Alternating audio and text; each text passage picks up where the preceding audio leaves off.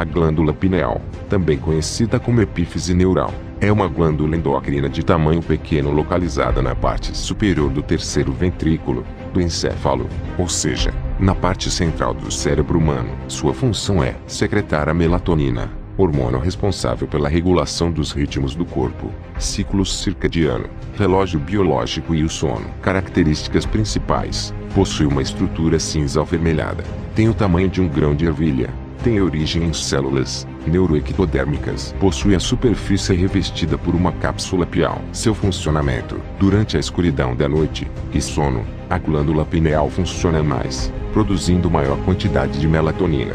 Já durante a claridade da luz do dia é produzida uma quantidade menor deste hormônio. A glândula pineal produz maior quantidade de melatonina nas crianças do que nos adultos.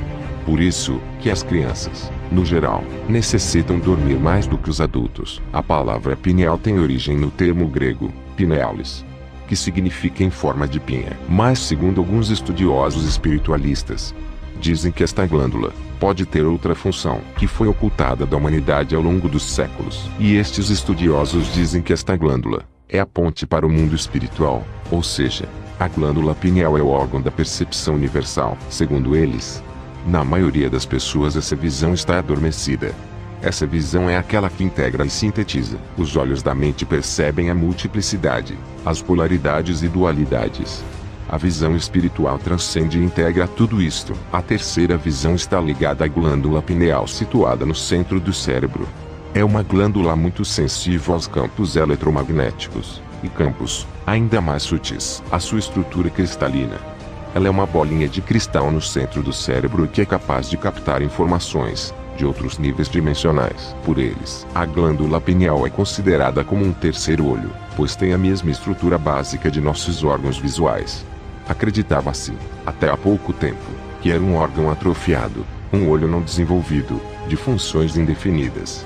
Mesmo assim, despertou o interesse dos cientistas, que descobriram funções relacionadas à física e aos fenômenos paranormais. Constataram que, como uma antena, a pineal, também chamada de epífise, é capaz de captar radiações eletromagnéticas da Lua, que regula ciclos menstruais, por exemplo, as radiações eletromagnéticas vindas do Sol, e ainda despertar a produção de certas substâncias neurotransmissoras, que estimulam a atividade física e mental. Também é a glândula pineal que ativa a produção de hormônios sexuais no início da puberdade, iniciando-se assim o ciclo da reprodução humana. Nos animais, sim, ela também está presente neles, capta os campos eletromagnéticos da Terra, orientando as migrações das andorinhas ou das tartarugas, por exemplo. E há ainda funções muito intrigantes, relacionadas a esse ponto no centro do cérebro. Acredita-se que a pineal é capaz de captar campos eletromagnéticos não apenas desta dimensão, onde vivemos, que é a terceira, mas também de outras dimensões do universo, acessando campos espirituais e sutis. Segundo a teoria das supercordas, da física quântica, existem ao menos 11 dimensões diferentes no universo e é possível comunicação entre elas. Em outras palavras, a pineal é capaz de detectar dimensões invisíveis aos olhos comuns, e esse pequeno radar está relacionado a fenômenos como clarividência, vidência de acontecimentos ainda não ocorridos, telepatia, comunicação por meio do pensamento, e capacidade de entrar em contato com outras dimensões, contato com a memória ancestral. Essa é a enigmática glândula pineal. Há várias controvérsias sobre as tarefas que cabem a esta glândula, pois muitos estudiosos creem que ela não detém, atualmente, nenhuma função específica, ou seja, ela seria simplesmente o que se conhece como órgão vestigial. Mas algumas certezas parecem existir, como a de sua contribuição no equilíbrio dos ciclos considerados vitais, especialmente o do sono, e na regulação dos esforços sexuais e reprodutivos. Esta glândula está envolta em uma delgada camada de areia, considerada muito útil. A ciência descobriu recentemente que ela é um pequeno tecido vermelho acinzentado, responsável pelo aprimoramento e pelas mudanças progressivas nos órgãos sexuais. Quando já não é mais útil nesta tarefa, vai aos poucos se convertendo em uma massa celular fibrosa, incapaz de produzir hormônios.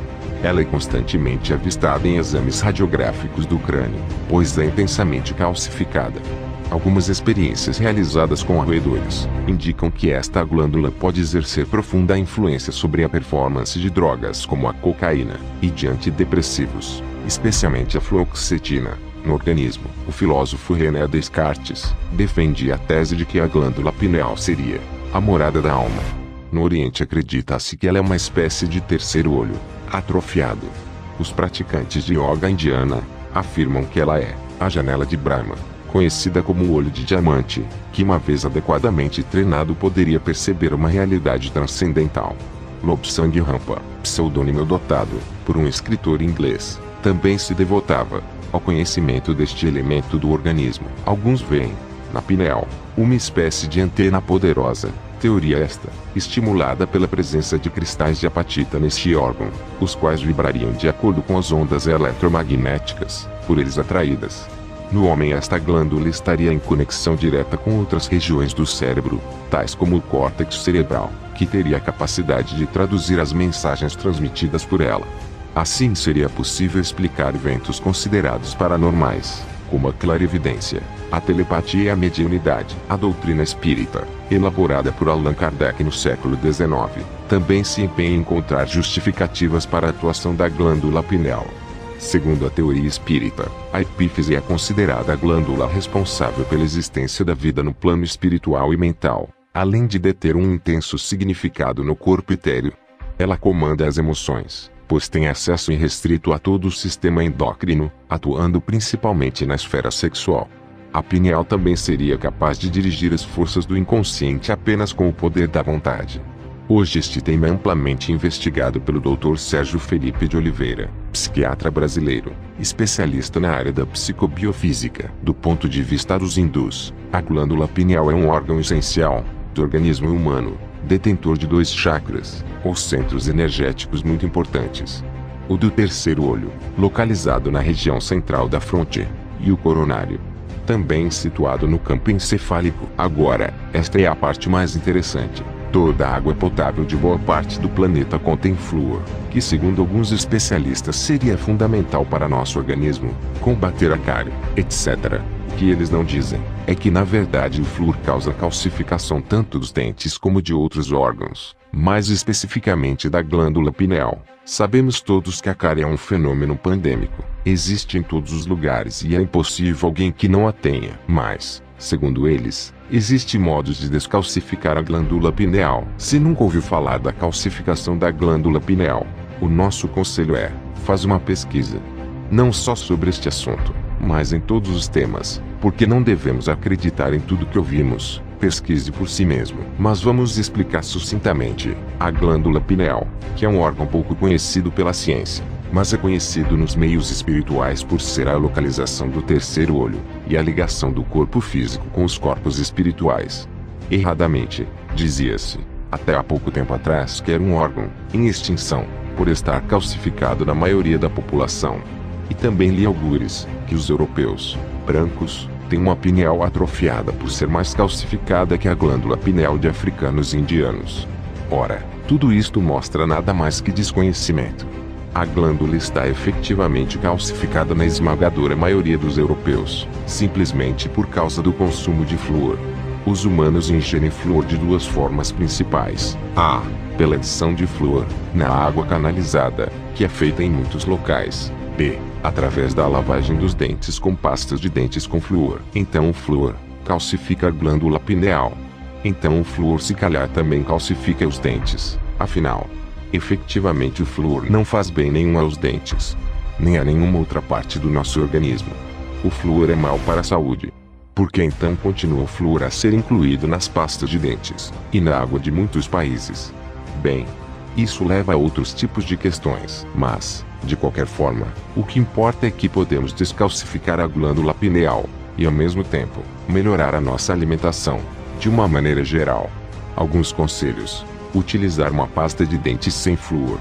Existem nas farmácias, e utilizam o bicarbonato de sódio como elemento substituto do flúor. Não ingerir água com flúor. Diminuir a ingestão de refrigerantes e de ácidos. Estas são apenas as primeiras coisas para a descalcificação.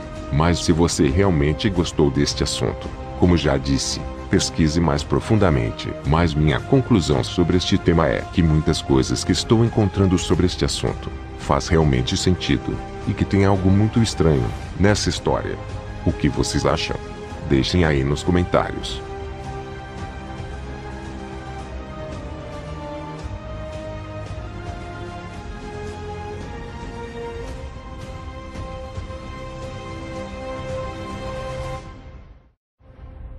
Enfim, chegamos à marca de 100 mil inscritos, e eu gostaria de dizer muito obrigado a todos. Nunca chegaríamos a esta marca sem a ajuda de vocês, que realmente gostam e acompanham o canal, que curte todos os vídeos e compartilham, e ajudam na divulgação. E obrigado também a todos que colaboram com o canal. Vocês realmente fazem a diferença. Se gostou deste vídeo, deixe seu like, compartilhe, comente. Um forte abraço. Até o próximo vídeo.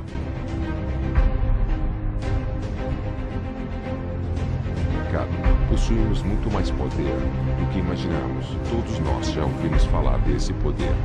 Possuímos, principalmente através da Bíblia. Que poder é esse? E por que só agora chegou ao nosso conhecimento? Tudo começou com a descoberta de um antigo manuscrito, o grande Código Isaías, e outros textos essênios, nas cavernas de Adullam, no Mar Morto, em 1946. Atribuído ao profeta Isaías, parece ter sido escrito há mais de 2000 anos, e descreve tudo aquilo que a ciência quântica começou a compreender só poucos anos atrás, ou seja, a existência de muitos futuros possíveis para cada momento das nossas vidas, e que, na maioria das vezes, escolhemos inconscientemente. Cada um desses futuros encontra-se em estado de repouso, esperando ser despertado com as nossas decisões feitas no presente. O Código Isaías descreve com precisão essas possibilidades, numa linguagem que só agora começamos a entender. Isaías descreve a ciência que nos ensina como escolher o tipo de futuro que queremos experimentar. A partir da declaração do manuscrito, com exemplos simples e claros, Greg Braden nos refere que existe uma tecnologia muito usada nos tempos antigos, que foi dispersa no quarto século, como resultado do desaparecimento e destruição de livros raros, ou relegados das escolas de mistérios, mas que agora, após a descoberta dos manuscritos do Mar Morto, estão reaparecendo. É uma tecnologia muito simples, conhecida universalmente